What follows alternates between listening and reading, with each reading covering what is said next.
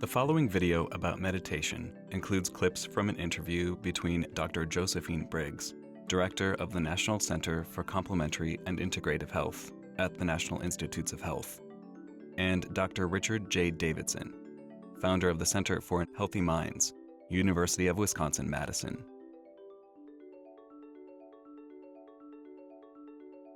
There are many interesting challenges related to bringing science to the study of meditation, and modern neuroscience has increased the tools available for studying this ancient practice. One of the key strategies or methods that we use to interrogate the human brain is functional magnetic resonance imaging. This has provided an important window for us to look at brain activity that is unfolding in time with relatively good spatial resolution, and we can interrogate the brain systems that become activated.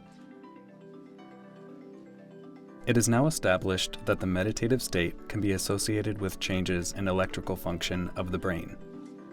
And recent studies using imaging tools, such as fMRI, suggest there may actually be changes to the anatomy of the nervous system as well. While modern neuroscientific tools provide light on some aspects of the brain and pain, there remain other challenges for studying meditation. One example is the challenge of designing rigorous trials that capture how people incorporate meditation into their daily lives and what impact that has on potential benefits. We don't even know the percentage of participants who engage in regular formal meditation practice, say a year or 2 years following an 8-week mindfulness-based stress reduction course. And so what we need to tease that apart are longitudinal studies where we have really good measures of a person's cognitive and emotional style, if you will, their phenotypic characteristics, before they get randomly assigned to either a meditation group or a rigorously matched comparison group. They then go through the training and they're followed for several years. And you can then investigate what the characteristics were in advance of the training, before they were randomly assigned, to see if any of them actually predict the extent to which people continue to practice. We don't yet have that evidence, and I think it's really important.